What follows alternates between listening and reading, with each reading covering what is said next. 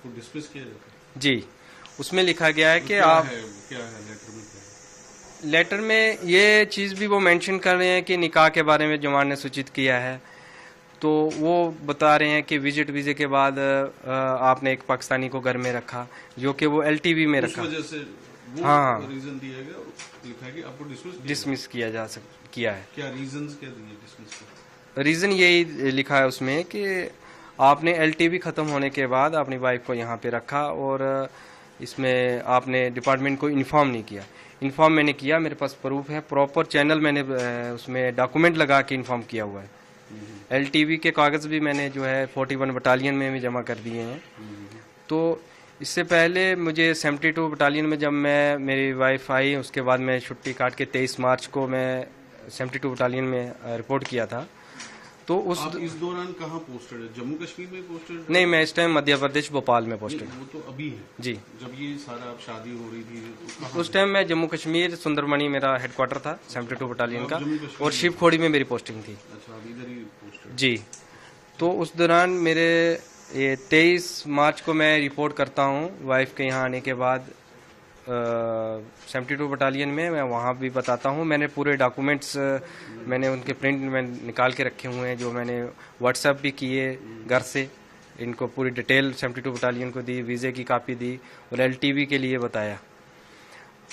तो फिर मैं 26 मार्च को जब मैं शिवखोड़ी से हेडक्वार्टर सुंदरमणि में जाता हूँ, तो वहाँ अचानक से मुझे 27 तारीख को सुबह अर्ली मॉर्निंग बिना कुछ बताए हुए अचानक मुझे कहते हैं कि आपको 41 में रिपोर्ट करना है, आपको जाना है, आपकी ट्रांसफ़र होगी।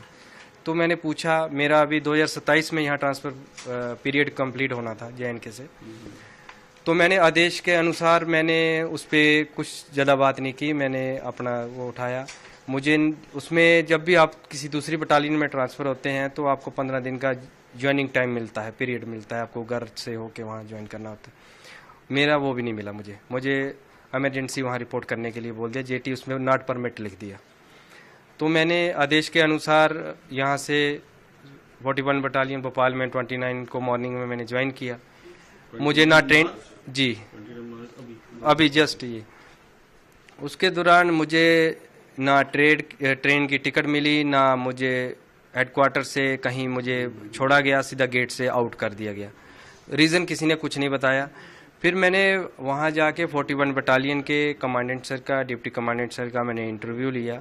इंटरव्यू होता है जब भी पोस्टिंग जाओ। तो मैंने वहाँ पूरी कहानी अपनी मैंने सुनाई, ये बात है, इन्फॉर्म किया, मैरिज मैंने ऐसे की।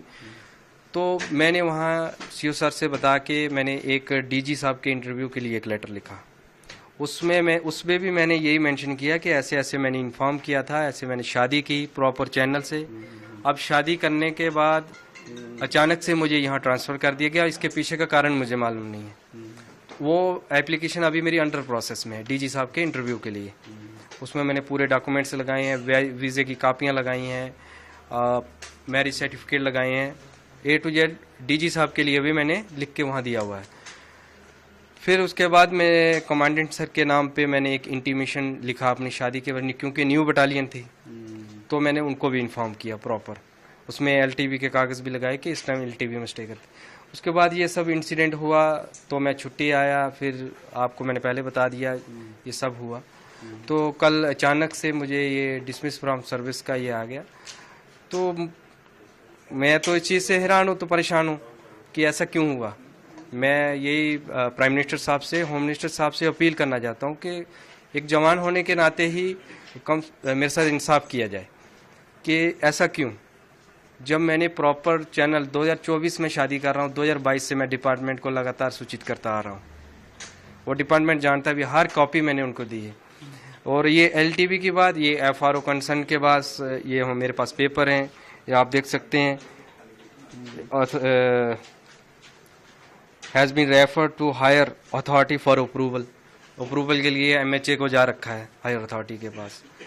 तो मुझे बताओ कि इसमें कहाँ पे इलीगल हुआ है, जहाँ आप लोग देख सकते हैं डायरेक्टरेट का क्लियर आर्डर है, सूचित मैंने किया है CRPF को, वो क्लियर लिख रहे हैं कि हमें इन्फॉर्म नहीं किया। एक चीज़ उन्होंने मेरे डिसमिस आर्डर में मेंशन की है कि हमें निकाह के लिए सूचित किया। निकाह ही तो होता है शादी, वही तो की है, उसके अलावा तो कुछ नहीं है उसमें। तो मेरी होम मिनिस्टर साहब से और प्राइम मिनिस्टर साहब से ये अपील है कि वो पर्सनली तौर पे इस चीज़ के ऊपर देखें कि एक जवान के साथ ये क्यों हो रहा है। जो होम मिनिस्टर साहब की जो गाइडलाइन आई है जो एग्जिट परमिट वीज़े के लिए, मेरे ख्याल से जहाँ तक मेरी समझ है ये टोटली उसके खिलाफ है। आपको मैंने दिखाया भी है, उसमें वैलिड भी है, न्यू वीज़े LTV ही इशू होंगे, उस पर ये ऑर्डर एप्लीकेबल भी नहीं है। तो प्रॉपर उसके खिलाफ ये मेरे साथ किया जा रहा है। तो कल मुझे ये डिसमिस का नोटिस दिया गया, तो मैं अपनी अपील जो है प्राइम मिनिस्टर साहब से